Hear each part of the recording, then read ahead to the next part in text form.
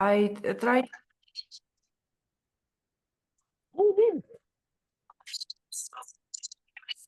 Oh, you're mute. I need to share my screen. Can you please give me the assets? Yes. Okay. So this is recording to the cloud. I never done it before. I hope you find it later. Okay. All right. You please mute your microphone. Your microphone is very good. Very good. Thank you. All right, everyone. Thank you so much for being here for my presentation. I hope that you see my screen very clearly. Okay. Yes, we do. I have seen that there are a few Indians here, so please don't be too harsh on me because I'm going to share with you something about a teaching of a very famous Indian sage, okay? And this is just an attempt to try to understand his teaching. And if you know any more, if you understand it a little bit deeper, please feel free to share with the group. Okay, so this is a self-inquiry presentation that I gave a talk a couple of months ago in May in Blavatsky Lodge in Sydney. And today I'm very happy to share with you online with all the members around the world. So just a little bit of information about Sri Ramana Maharshi, that he was born in 1879 in South India. And as you all know, he had a spontaneous and profound self-realization when he was only 16. And the incidents happened like he lay down on the bed, he pretended to be dead, and he intensely inquired, who is it that dies? What is this I? And all of a sudden, he realized that the body dies, but the I, the true self, is a deathless spirit, is an immortal spirit, pure awareness. And I think the word pure awareness has been used quite a lot by Krishnamurti. It's very familiar with Krishnamurti teaching, at least to me. So today,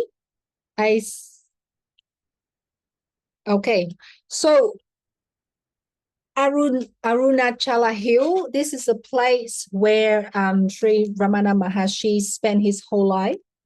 And I think that back in 2023, we all had an opportunity to visit Tiruvannamalai, and we went for a walk around the hill.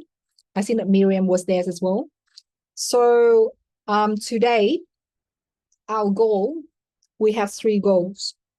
Number 1, we will try to briefly understand Sri Ramana Maharshi journey. Number 2, we'll try to grasp the essence of his primary teaching, self-inquiry. And goal number 3 is we're going to engage in provoking questions to stir our own self-inquiry. That at least this is the goal for our workshop today. So how are we going to achieve the goals for today? How are we going to achieve these 3 goals? For goal number 1, to understand Sri Ramana Maharshi's journey, I'll just give you some fun facts, okay? We don't have a lot of time to tell you the whole story about his life. Let's get to know the highlights of Sri Ramana Maharshi through a few fun facts. Goal number 2, how to grasp the essence of his teaching. We will do it together through a few quotes of his teaching, okay? It's not going to be a wordy and lengthy presentation anyway. And number 3, how we can engage each other in with provoking question to stir ourselves in the self-inquiry process. We just simply ask each other, or we just simply ask ourselves, okay? So we have the goals and we have the method, okay? Now let's get started first with the fun facts, a few fun facts, okay, to get to know Sri Ramana Maharshi. So, Clover's coming. All right. So fun facts number 1, about Ramana Maharshi, I already shared with you from the beginning. He has a profound and sudden self-realization when he's lying down on the bed, pretends to be dead. And then all of a sudden, the intense fear came up, and then he kept inquiring, who is it that dies? And that's the reason why that he got a profound self-realization experience. This is fun fact number one. And I don't think that I have known any sages that had this kind of like sudden realization at a young age, at least to my knowledge. If you know any, please feel free to share later on. Okay. Fun fact number two, that after his realization, Sri Ramana Maharshi never left Aruchanala Hill. Okay, so he stayed there for the rest of his life. He went there in 1896 and he lived there for 50 years of his life. And to him, the hill is the spiritual heart of the world, the Shiva himself. And I think that we went to Tiruvannamalai in 2023 and we walked around the hill. And to me, at least, it's a very profound experience. I don't know how to explain it, but this is something that you feel very peaceful. And I really hope that one day we can have a chance to go back there. Fun fact number three, he has a deep love for animals. And does anyone hear anything about the cow Lakshmi? Ramana Maharshi cow? He has a cow, and the name of the cow is Lakshmi. And the cow Lakshmi is known to be highly spiritually evolved. Okay, and Sri Ramana Maharshi really loved the cow, and he always wanted to ensure that the animals and the cows were fed even before he eats his meals. Right? Now, fun facts number 4. Sri Ramana Maharshi, he has done a lot of work in the kitchen.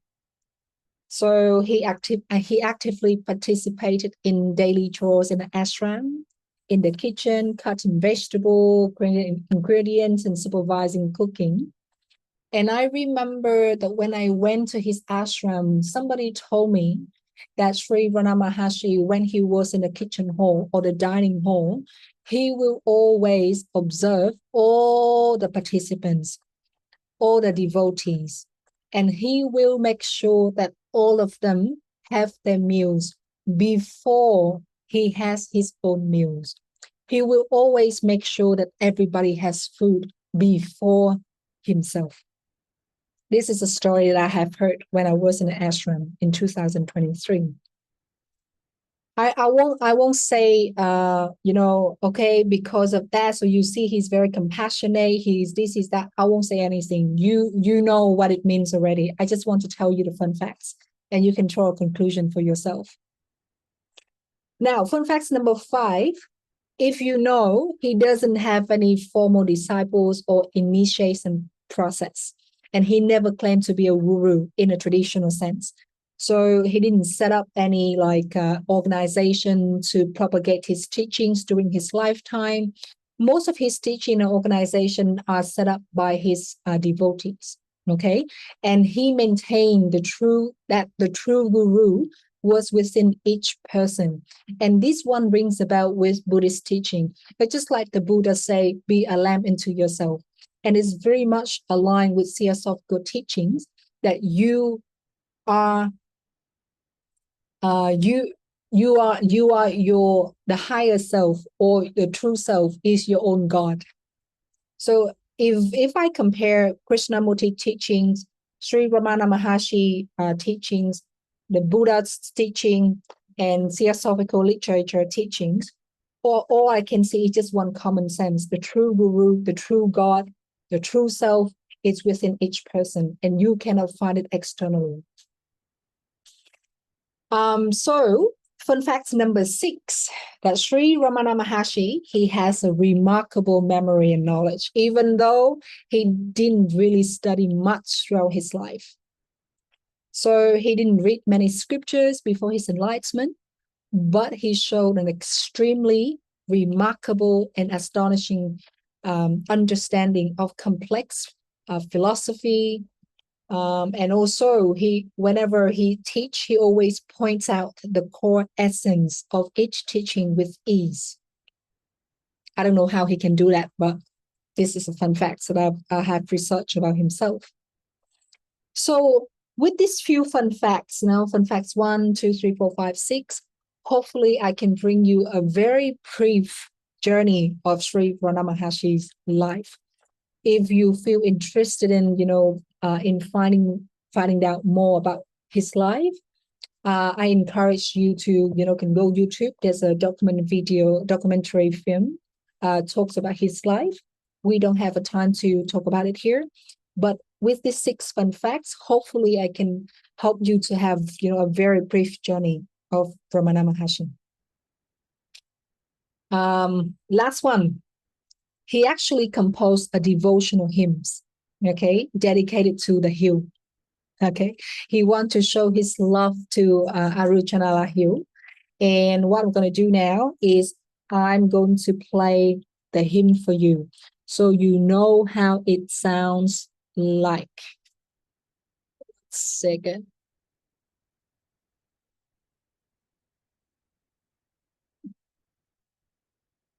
You see it? Cool.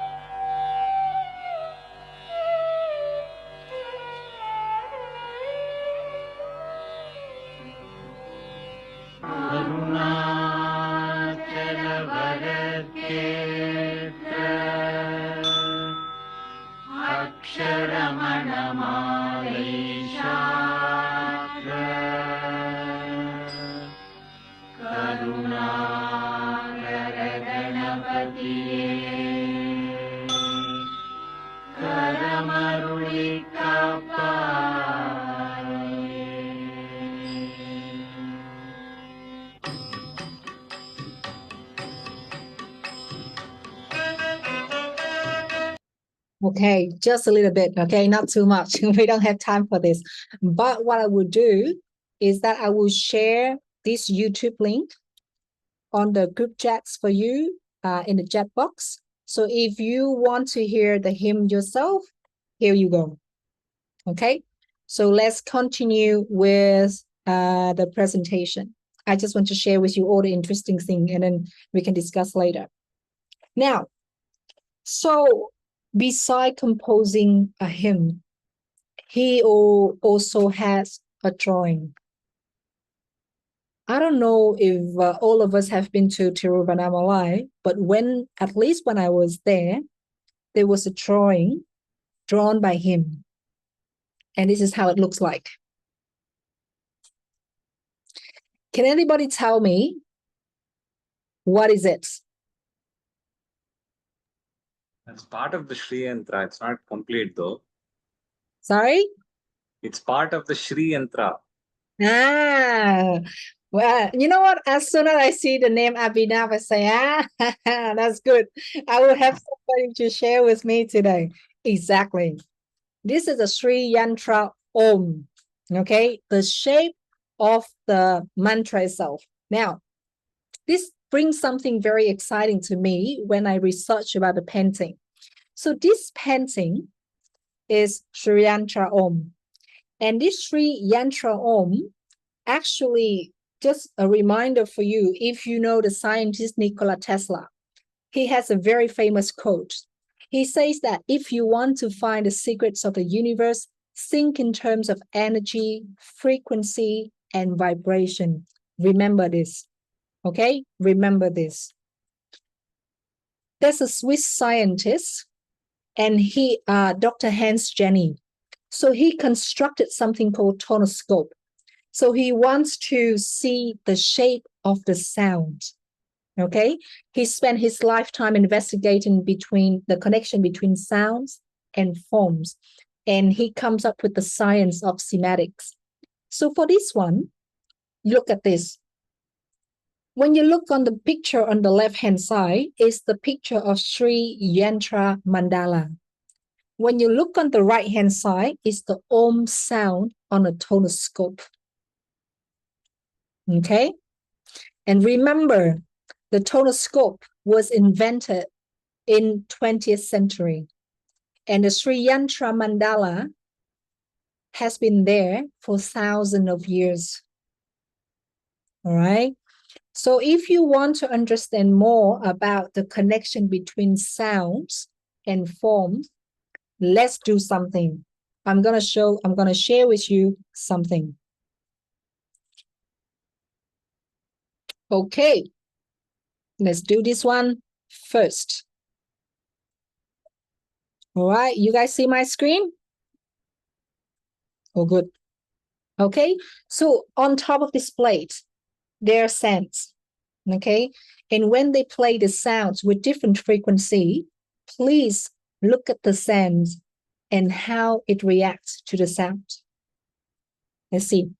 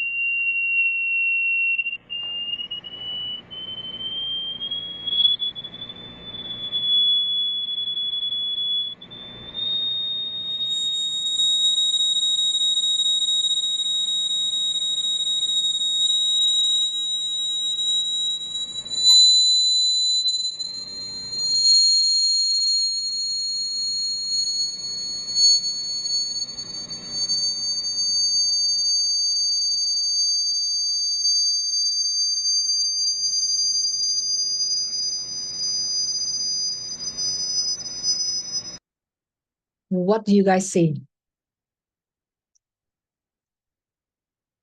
What do you see? Is there any difference when the sound is, when the frequency is like on a lower scale, and then when the frequency is getting higher and higher and higher and higher?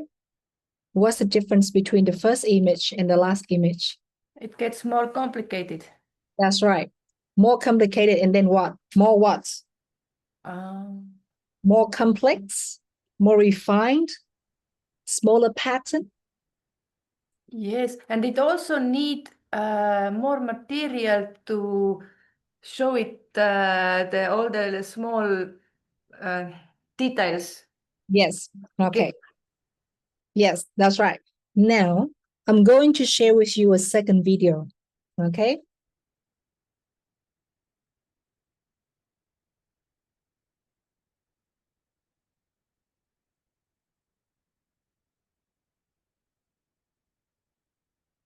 You see my screen?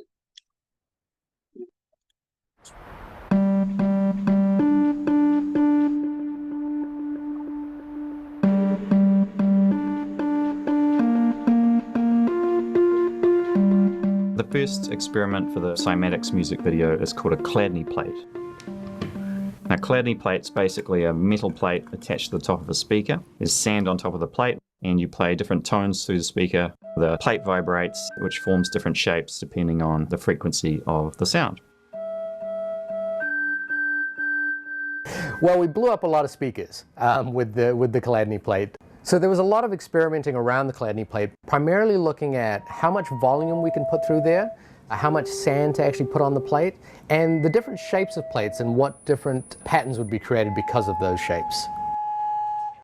But what we were really testing was what frequencies create the most interesting repeatable patterns, because that was a key point.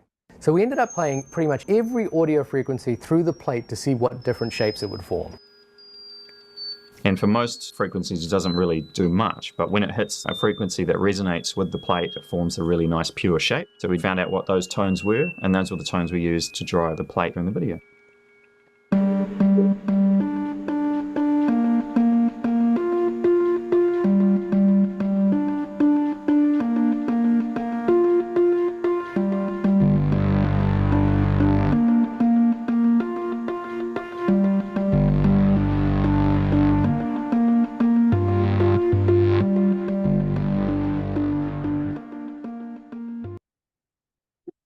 Okay, so back to the presentation. The reason why I want to share with you guys these videos because there's a relationship between the sound and the form or the image itself. Because I really want to find out what is the meaning of this one. And then when I found out, okay, this one is the Sri Yantra Om, how do they know it looks like this? And then I know about, so then I found out about the semantic, the cymatics, the tonoscope. So that's why I just want to share with you a few videos. If you're interested, you can please, feel free to go find out more for yourself. But I just want to let you know that there's a very interesting relationship between sound and form. And to me, it's so surprising and so amazed that this image or the Sri Yantra Om, which has been there for thousands of years old, somehow, I don't know why all the sages, they can see it and they draw it out. Even way before tonoscope can actually, let us see in our own eyes how it looks like. Okay, so now we get to the teachings of Sri Ramana Maharshi. We have done with his brief journey. We have explored, his hymns, his drawing. Now let's find out about his teaching.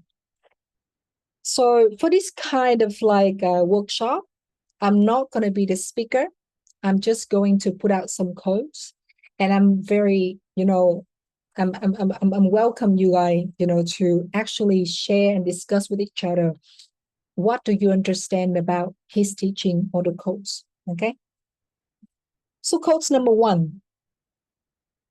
Your duty is to be and not to be this or that. What does it mean?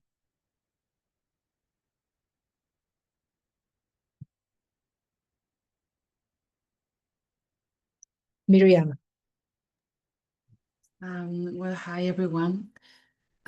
First of all, I remember when we were in the Ramana Maharshi ashram and we were inside meditating, which was, I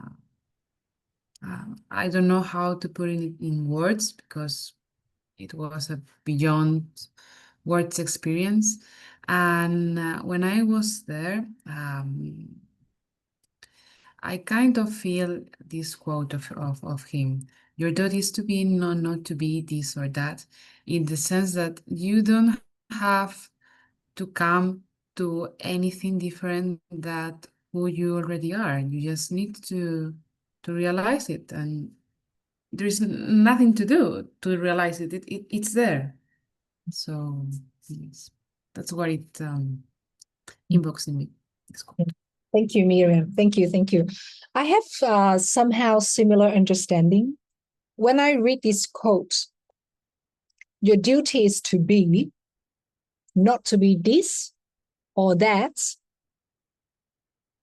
To me, it means that I just need to be. Be here means a human being. I am not attached to an identity. I am not attached to a position, which means I am just who I am, disregards my name is Leo, I'm working as this and that, I have this and that, I am in a relationship with that, I like this, I dislike that. So not to be this or that means that there's no attachment to any kind of like identity. You just simply be. That at least is my understanding. And I do know that, there's some stages during the meditation, you can actually break off the connection between your personal identity and your consciousness for your true self. But this quote to me, this is what I understand. Anybody else want to share anything?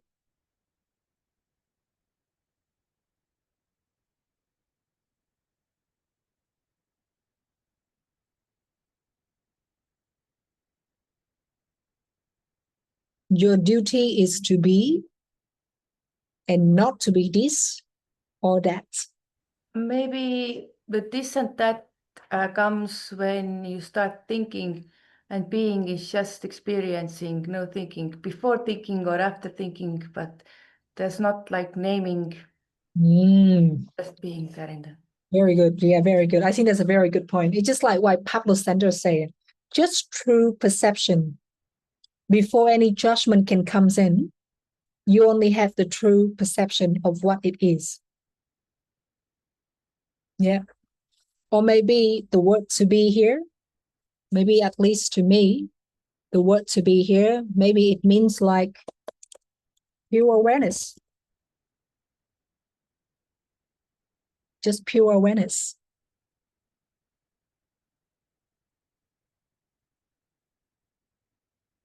Yep. Does anyone want to share anything? Abhinav? Identity is usually constructed in two ways. One is through social interactions, and the other is through personal reflections. If it is based on social interactions, usually it is based on what the society perceives that you are. If it is based on personal reflection, usually it so happens that it can be sometimes in direct opposition to what the society wants to see you as. So, for example, today I may feel like I'm a butterfly, but I mean, for an example, that's all. When the society sees me as a human being, even if I see myself as a human being, the society wants to see me as a man. Even if I want to see myself as a man, the society perhaps wants to see me as someone with this colored skin, this kind of nationality. In reality, when we start realizing how this identity is constructed, usually a major part of our identity is constructed based on what the society wants us to perceive ourselves as. And so, at some point of time, when we start questioning this identity, which is constructed socially, we have a huge identity crisis.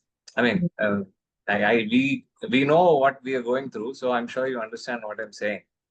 This identity crisis is oftentimes resolved when we find people who have similar experiences, of course. But again, that is also another socially constructed identity. And I personally feel that where Ramana Maharshi comes up is, in terms of his teaching, is asking us to keep contemplating on this identity. Even though we can band together as someone, or rather like a group of people who have an identity crisis, then again we are trying to influence each other. But if you go to a space where you are only trying to perceive, or you are only trying to seek your identity on your own, then you will start realizing that it is not dependent on any kind of society. There is no socially constructed identity anymore. And so the need to go towards that personal reflection based identity is being emphasized upon, I think, through this small statement, like your duty is to be and not to be this or that. Means you have to be aware of what is happening instead of continuously settling on some identity which the society keeps on your head or on your shoulder. That's very nice to hear that. How come you didn't say anything? I thought that you should have raised your hand and share the ideas. This is really nice. And then Okay. and with everything that you say, personal reflection is exactly what he's teaching about self-inquiry. That's the level of, self-discernment, self-inquiry, personal reflection. And this is something that we need to do from within, rather than running outside, chasing outside with all the question outside. It's from within. Oh, very good. Thank you, Abhinav. Now, let's move on. Yes? Anyone else? Yeah, I cannot raise my hand. But I think it also makes me think, let me reflect on something after Abhinav also. It's on our tolerance towards the others and our acceptance to each other's path. Because if ourselves, we don't have to be this or that, and we cannot even tell to ourselves, be like this, be like that, from which position should we treat the others? From which position should we communicate to the others? From which position should we expect absolutely nothing from others' behavior or judge?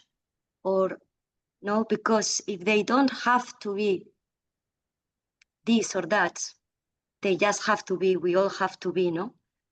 I think it's something that also brings a deep reflection on then as a body of a common being, as our unity of humanity, what means to be, and what means to understand and love each other through this pure beingness, and not being this or being that according to the way I see myself being this, and I want you to be on this and you to be on that, That should bring us to a very deep reflection of loving and tolerance to ourselves and to the others. And that's why I feel that, for example, it's completely coherent that I personally, I am completely addicted to Tirumvara Malai. I was there 2 weekends ago. One friend just connected and had to disconnect, but I called him because he was in front of Ramana Ashram, a friend Vincenzo, and I wanted to, but now unfortunately his connection was not good and he had to leave us. But it's not just even Ramana. This non-duality approach, this Advaita Vedanta, it's somehow, there is like a beautiful kind of, I don't know how to say, an atmosphere in Arunachala, where Ramana is the tip of the point of a long legend of dynasty of Gurujis and known and unknown that, are in this kind of path, no? So, yeah, and within Arunachala, there are so many different characters, and somehow in this crazy city of India, in Tirumvara Malai, all of them find a place, and all of them are completely different. So it's about allowing ourselves and the others to be. And this is the part I wanted to share. Thank you. Thank you, Fatima. All right. Now, next one.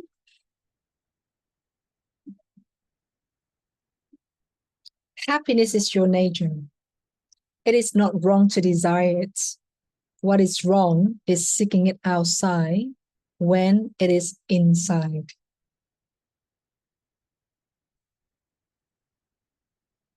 Anybody?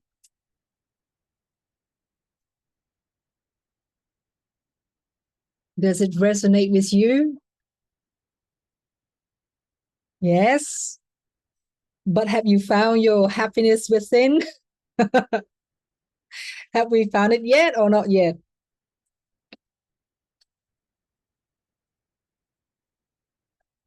To me, when I read this quote, happiness is your nature,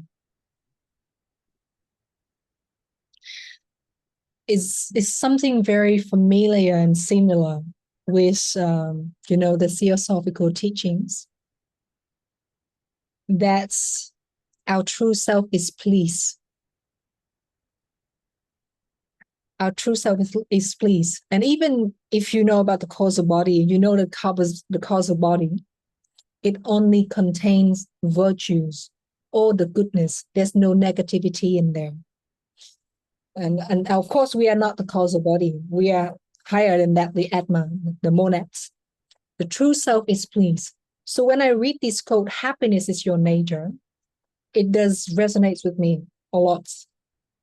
However, to me, until now, whether I found the happiness within or not, I can say that I am on the way to seek it. I cannot say that I have found it, but I'm on the way to seek it. But at least I know that I know the way that it needs to go within rather than go without. And I think that when we realize that the journey to find happiness is from within, that's why we're all here on a spiritual path. Miriam, you want to share anything?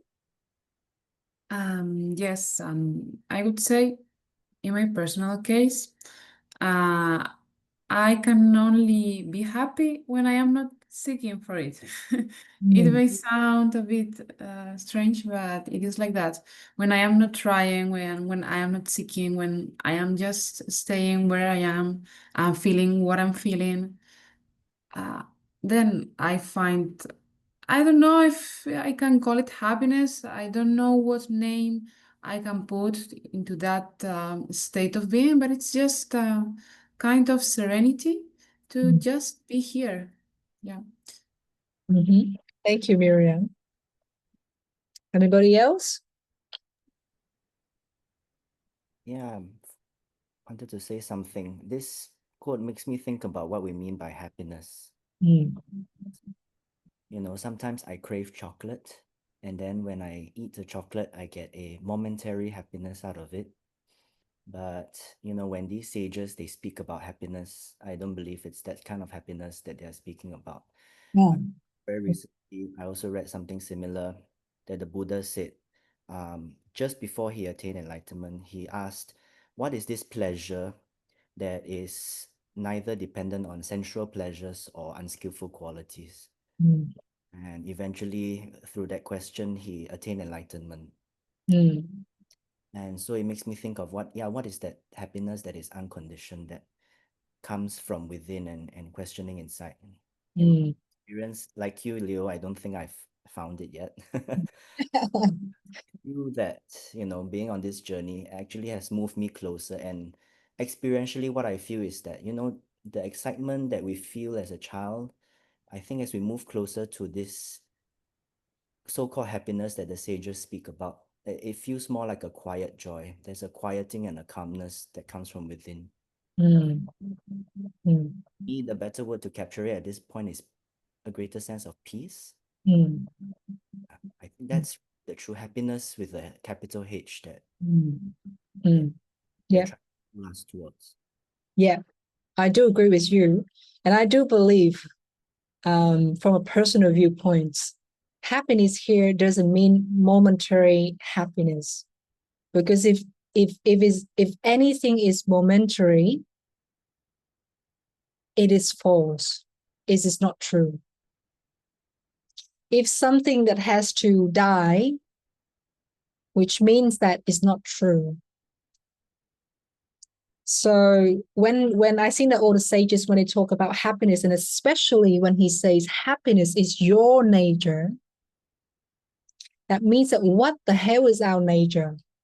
So our nature means that our true self.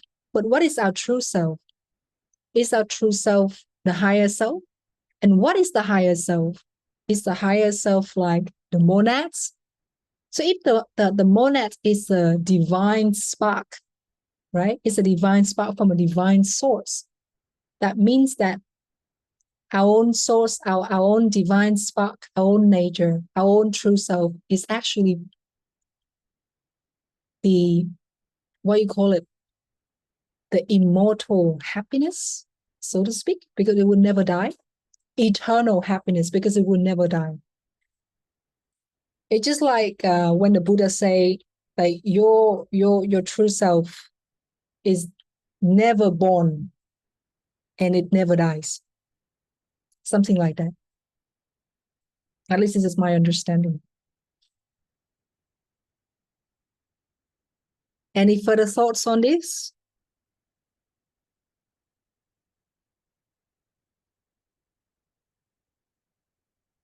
Yeah, actually, I kind of do. Yes. So happiness is your nature. That thing, it really reminds me like we are born happy, but then the reason why we are unhappy, there should be no reason, because if your nature is to be happy, then why are you unhappy? So what I think this means to me is that the higher self is that happiness, and then it is in a constant war with your lower self, which is all these prejudices, ego, and this is why the reason why that nature is getting shut down. Mm. But the nature is to be happy. Very good. That's a very nice answer, Yuna. So that means that our lower self, our higher self are constantly in a battle. Yeah, that's what I think. Why? Why the lower self and the higher self are always in a battle? Why?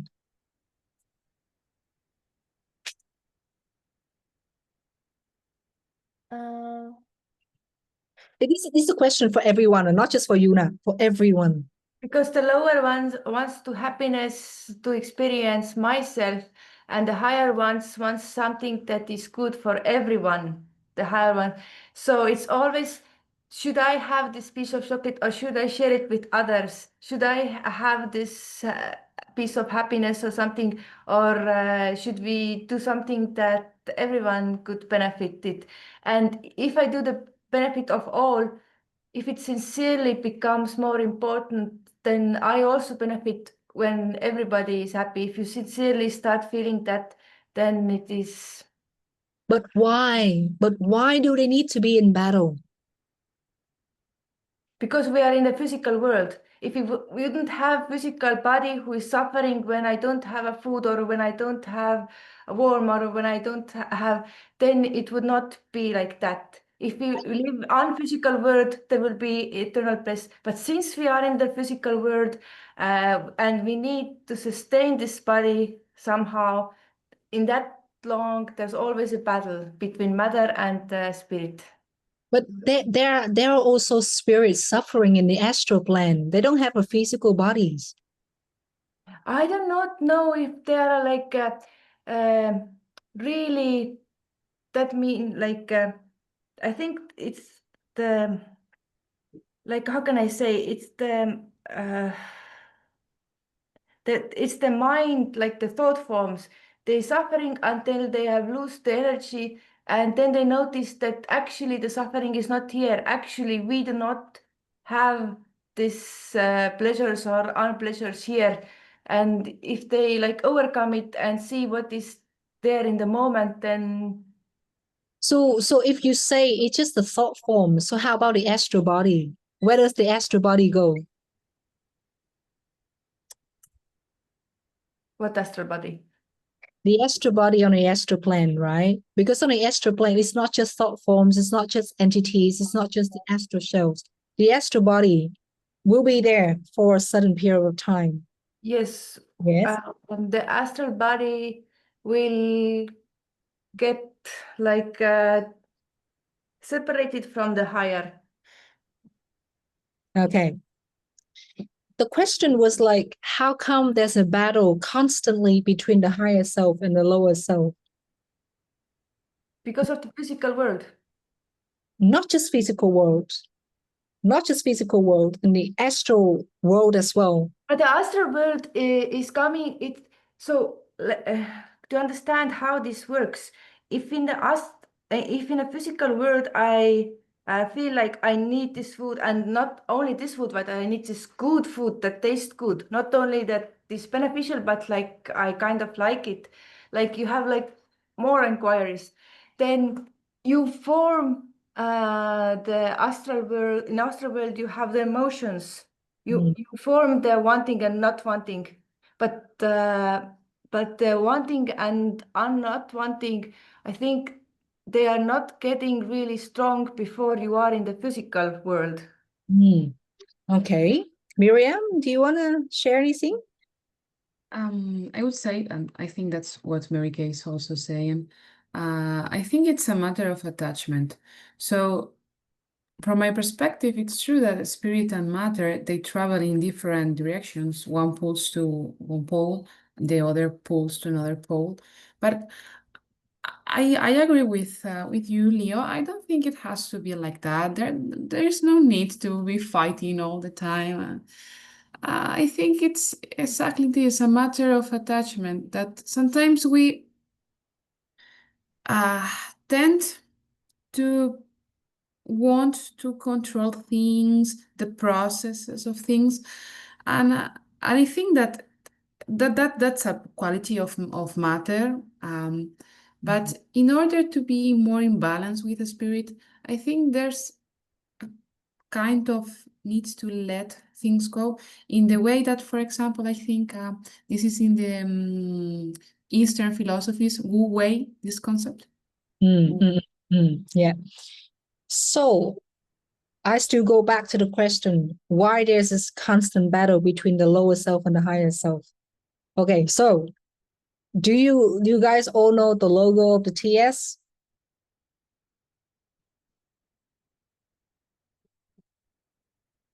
Why there's a triangle pointing upwards and where there's a triangle pointing downwards?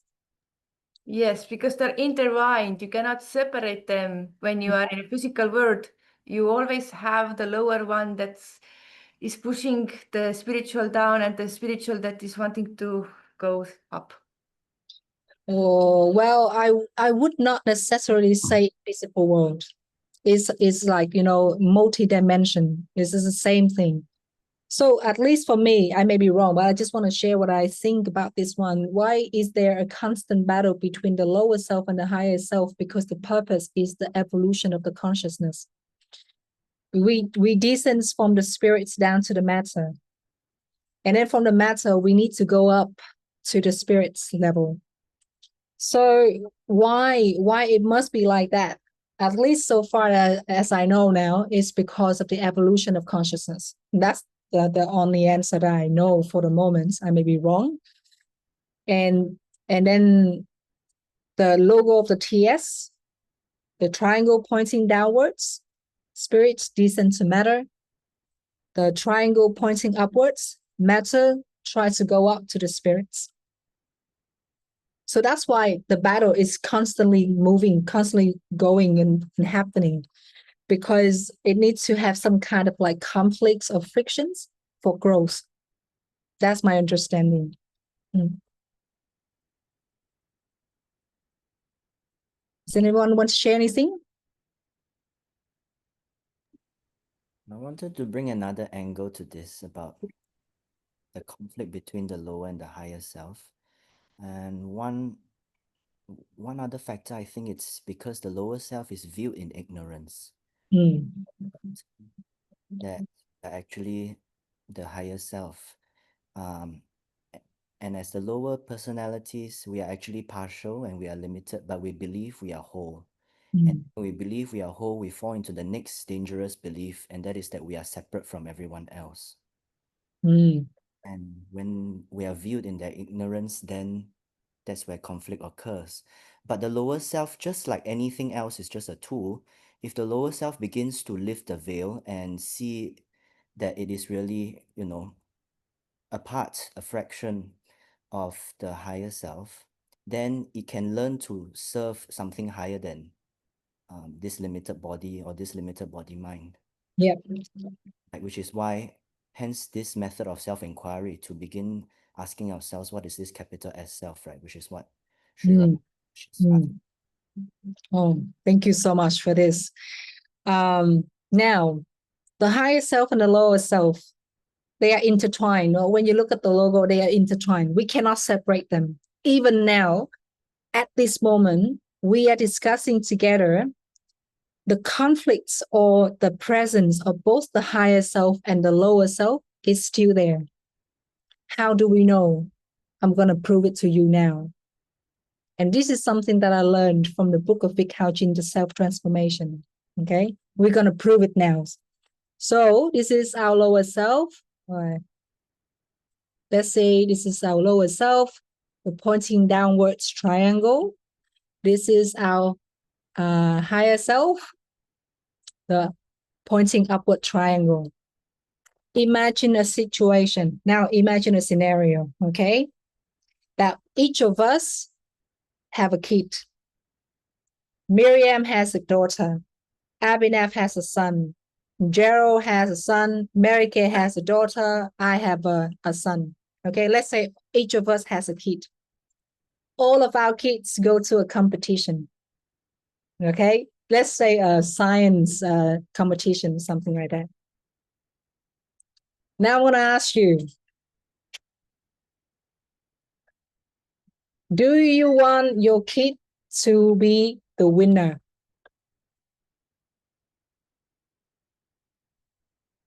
Yeah? Do you really wish that your kids will be the winner? No, be honest. Be honest. Do you if your kid is the winner, if he's good and he's the winner, do you think it's good? Do you think it's best? Yeah? Okay. Yes, of course. Yes? Okay. I want to ask you the second question. Do you think the best kid or the kid who understands the science the most should be the winner? Yes? How come you say yes to both questions? The higher self is the objective one. Of course, it will agree that the kids who has the best understanding about science should be the winner. But at the same time, your lower self, do you really want to wish your kid to be the winner? Of course, yes, because that's a lower self, it's my kid. So you see there's a conflict. Constantly, the higher self and the lower self is there. You cannot separate it. It's always there. So this is a very brief example to let us know that in our daily life, the higher self and the lower self are intertwined. And it's pretty much depends on us which direction we want to go for. We want to act or we want to live our life on a higher level from a higher self, be objective, or sometimes we fall in the trap of a lower self is more selfish, desire, this and that. Okay, this is a very brief example. Okay, all right. Now, let's move to the next one.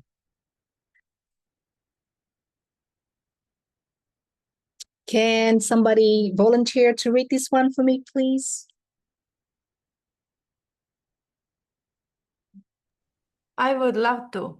Yes, please. The mind is nothing but a bundle of thoughts. Thoughts arise because there is the thinker. The thinker is the ego, which is thought will automatically vanish. Can you please repeat one more time, Mary Kay? Yes, the mind is nothing but a bundle of thoughts.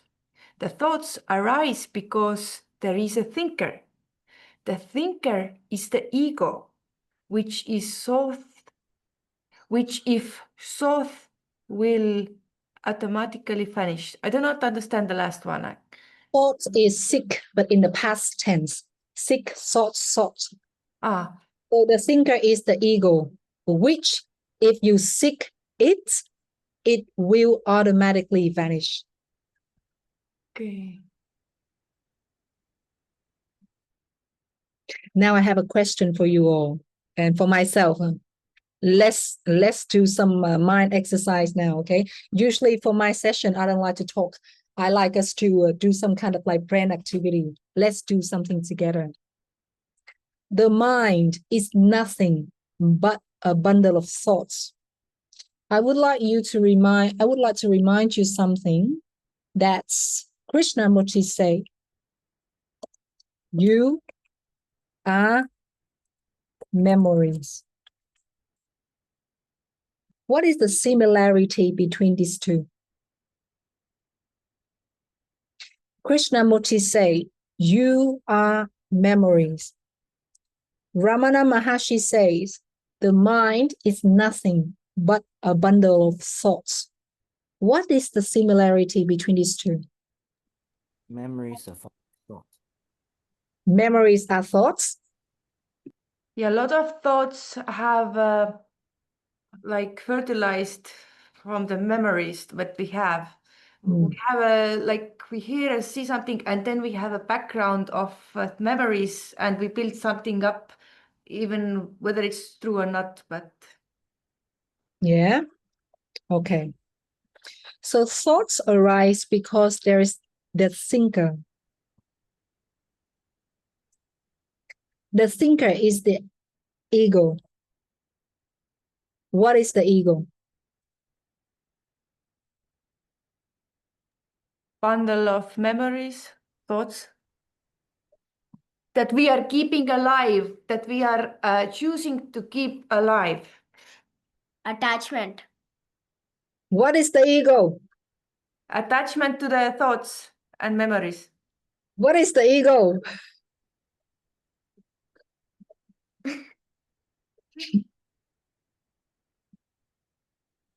The thinker. The thinker is the ego. Very good. So the thinker is the ego. The ego is the thinker. But what exactly is the ego or the thinker? The attachment. Right. Attachment. To mean, the I think thoughts. you cannot reduce ego to an emotion or a process of attachment directly. I can say, based on what has been presented so far, we can only assume that ego is like a shell that is constructed by the mind on its own to say that this is what it is. It is like a restricted identity which is prepared by the mind based on its own contents. And the mind's tendency is to retain that shell, even though the shell is very flimsy and not so much true. And this shell, which is constructed, can shatter the moment you start touching it and seeing what it is. It's like trying to construct an eggshell based on dust, perhaps. I don't know if I'm making sense. yes. So can I say the ego is the personality or not? Depends. How do you define personality then?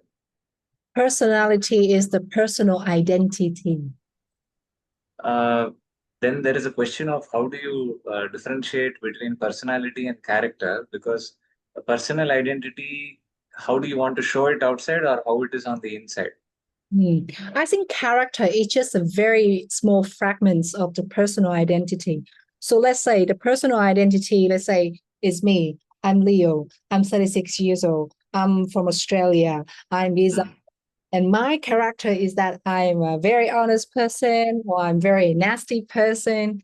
So to me, the personal identity is something that I believe that it is me. Again, self-constructed based on contents of our own mind. Yes. Yeah. So the ego is the personality or the personal identity. So the thinker is the ego.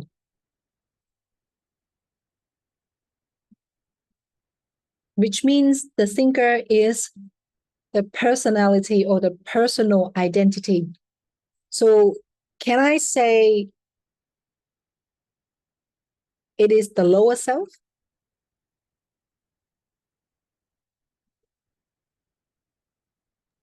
I am not sure, because we have to define what the ego is or how it is perceived.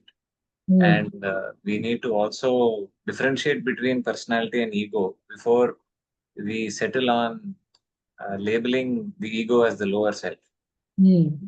Also, those thoughts, like we might have, like you said, lower thoughts that we want our relatives to win, or we have the higher thoughts that we want like the competition to be fair and the best one to win. We have both kinds of thoughts. We have both kinds of memories. So we cannot say that all the thoughts and all the memories belong to the lower only. We have a mixture of it. Of course, because the lower self means that the lower mind. Okay, the higher self with the higher mind. So all of the thoughts that have, like virtuous thoughts or good thoughts. It belongs to like the higher mind, so to speak. Yeah. So the course that I put out here and all the questions that I'm asking is not supposed to be answered within this session. It's just an invitation for us all to really think about it. And hopefully one day we can find the answers ourselves. Okay. I don't expect us to find the answer for this session, but at least we do some kind of like questioning ourselves. Yeah. But can Yeah. I say something? I'm still lingering on that last line, especially what follows, which if sought will automatically vanish. Because I see what Abhinav is saying, that it's important to define terms clearly, but I also see what you're saying, what you're trying to point us towards when you use words like personality and lower ego. But ultimately, what Ramana Maharshi is trying to say is, these things which if sought, which if we seek, will automatically vanish. So I don't understand what, at least I'm still lingering on that. Is he suggesting that ultimately it is illusory, it is empty? To me, it means it's momentary. So let's, at least for me, I can share something. Have you ever observed your emotion? When you're angry, you feel you're very angry. But the moments that you realize that you are angry, that means that you actually see the anger. Is that right? Because when you feel angry, I feel angry, but you are in the state of being angry. But when you realize that, oh, I am angry, is that another gap that you are actually observing the anger itself? Yes, we are watching the anger that arises from it. And then Yes. qualities, right? One of which is what you're suggesting, that it comes, but it will also eventually go, hence momentary. That's right. Because the moment that you realize that you are angry, for that moment, the anger is not there because you are actually seeing it. Because there's a gap. So what is that? What is that observing the anger?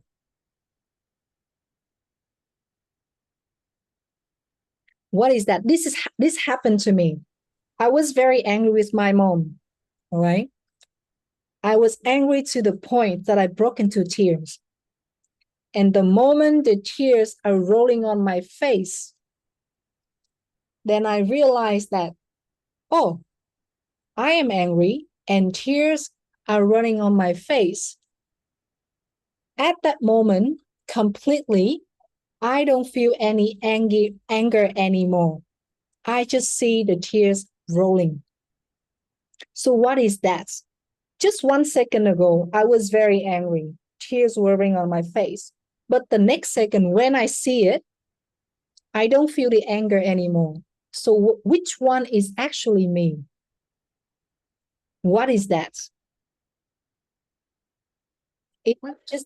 Yeah, Miriam? I would say partly you are both of them, and you're not going to be angry, or you're not going to be sad, or you're not going to be whatever you are feeling when you integrate that. See, I think in my limited, of course, understanding, that what Ramana Maharshi is saying here is that if we automatically vanish because there is no separation from those things. You are that, but somehow you are integrating that in your light, in your understanding. Of course, I mean, problems sometimes are very difficult, but when we are not fighting against them, but we are trying to really understanding them without being, as Yuna was saying, attached to that feeling or that, then okay, it's not only understanding, but about integrating. Yeah, I like the way that you put it, that it's not separated.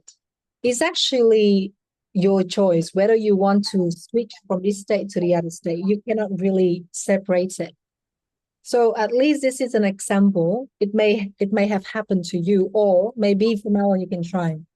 Because it happened to me the first time and it keeps happening. And I know that whenever the emotions came, as soon as I realized it, it disappeared. Then I know that the emotions, it won't last unless I indulge myself in the emotion. I do have a choice whether I can observe it or I indulge myself in the emotion. I do have a choice there. It's just a switch. Okay, something, food for soul, food for thoughts later. Now, let's move on to the next quote.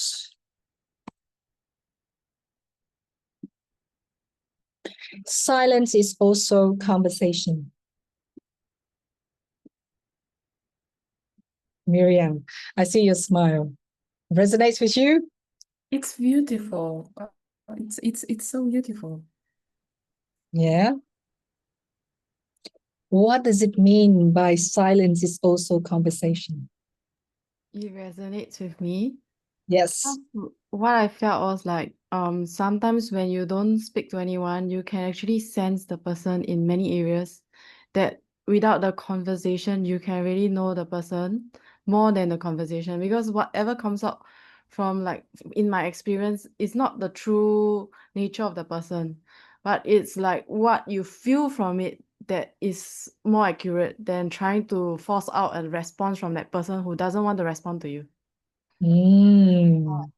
That's a very interesting aspect. I do agree with that. I do agree with that. Sometimes we don't need to say anything. You already know what the other person is going to say. Anybody else? Would you like to say anything here?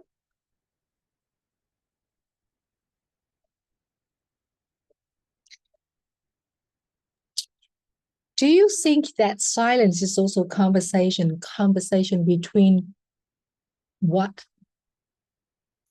Conversation means there must be two parties involved, right? What are the two parties?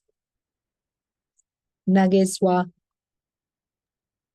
So as we are like discussing about Ramana here, there are incidences wherein he gave his teachings without any word. For instance, someone comes to him, and so he takes someone. The disciple takes a book and he opens a book, and the answer is there in writing of him in a form of text. So many, I'm quoting one one instance. There are many such instances, maybe in Ramana Maharshi. So that's why we call him as a silent sage or silent guru. Most of his life is in silence itself. Yeah, thank you for sharing this. I do know that Ramana Maharshi has a very unique way of teaching. He never says much. Yeah, I do hear things like when a disciple or devotee comes to him, he will just, look at them and didn't say anything much, but somehow that person will have, like profound experiences. So there must be something transmitted or transfer or, sent through the silence. Now, but the question here is, silence is also a conversation. A conversation means there must be two parties involved. Who are the two parties? What do you think? Chantel? Hi, sorry, it's pretty loud here because I've got kids, but I think what he's trying to say is, like, when you're speaking your dialogue, and that when you're silent and you're listening, you hear a lot more than just speaking your own dialogue. So when we listen to thoughts, listen to whatever, so does it mean that you listen to your own thoughts? Does it mean that there are two parties involved, you and the thoughts? Higher and lower thoughts. Yes. Conversation between, and also higher in that sense that you're just listening what the higher is saying, because you need the silence otherwise, if you don't have silence, the lower is filling up all the space. There's always something, some like words or some things. But if in silence, you can actually hear the other part. Thank you. Thank you. All right. Anybody else? Any thoughts on this one? Yes, I do. Yep. Limitations of language as well. Because when we engage in this self-inquiry, the problem with our conventional language is that it's always expressed in dualistic terms, right? Subject, object. That's why in the previous quote about thinker and thought. But the only way in which we can really conduct genuine self-inquiry, I think, is only through the mode of silence, where even that dualistic, there is no conversation between a lower self and a higher self anymore. Even that distinction collapses. It seems to me what he's saying, the only method of self-inquiry. Thank you. Thank you. Any other thoughts on this? Okay. Now, let's move on to the next one, maybe the last one, last quote of the day. Let me share. I think the last quote here.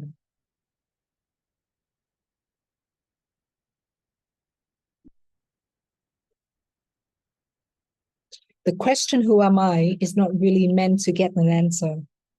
The question is meant to dissolve the questioner.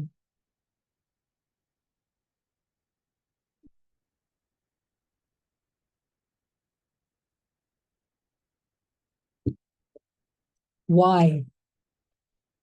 Because the questioner is the lower one, because the higher one does not have any questions. Everything is, it's in peace, it's in happiness. But why is not meant to get an answer? Why? Because to have finally the thought answer is not satisfactory. The only answer that is satisfactory is the experience answer. And while you really got the experience answer, you have to live the highest. And you have all your attention and like to the highest, and then why we asking ourselves the question, who am I? But we are not meant to get an answer from it. Why the question itself is not meant to get an answer? Because any answer that comes will come from thought. Very good. Thank you so much. I think, when I read this one, if we ask a question to ourselves, especially in meditation, the question, who am I? And we trying to find the answer, to me, at least, is the biggest trap ever, because it will be a trap to track myself back to the mechanical mind. Why is this? Why is that? And then you will keep going on with the mechanical mind, with the lower self thinking, making sense of it. But it's not the point of the question, because whatever the mechanical, the lower mind is doing, it's just the lower mind. It cannot find the answer on itself.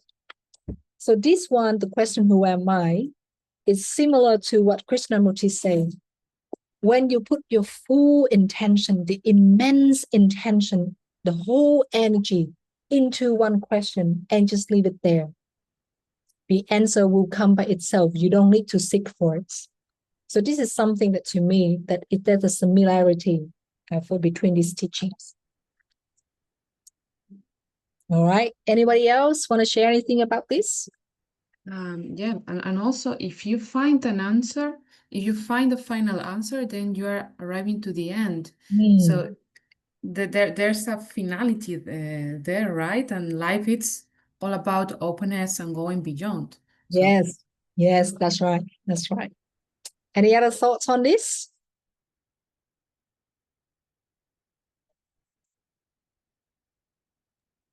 Yes, it just makes me think about even our answer where we say the higher self is the true self, even that cannot really be the final answer. Of course, because whatever we say, it's just theory. And something that we can, you know what? I've heard, all the sages, they say that when they experience something like the enlightenment, there are no words that can describe it. If you can describe it, it's not really an enlightenment. So I think that for us, to the maximum understanding, at least for my level of consciousness, level of perception or understanding right now, it's very easy to say the true self is the higher self. It just gives me a direction only. It's not the ultimate answer. And whatever we discuss today are not conclusive answers. It's just an attempt to understand a little bit deeper. Maybe we don't know, maybe the next 20 years, we will sit down again, we will discuss the same thing, but maybe our answer will be different. Hopefully we will be more advanced in the next 20 years. Hopefully maybe a little bit more advanced, but hopefully, yeah. So I would like to end the presentation here, the workshop here. Thank you so much, everyone, for being a part of this journey. And I really hope that it has brought you something useful, helpful, insightful, or inspiring for us to do the self-inquiry for ourselves on a spiritual path. And if you want to give any feedback or comments, please feel free to inbox me or whatever. Does anyone here want to say anything, share anything before I end the presentation?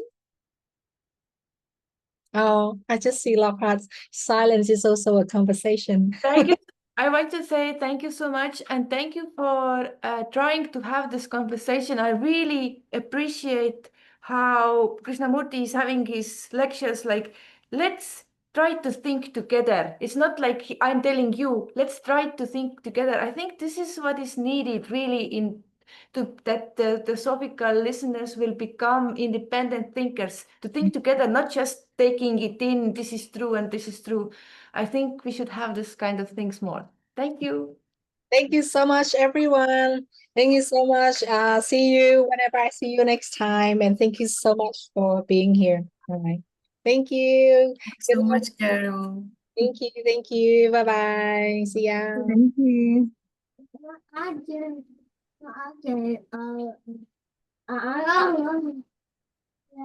Okay.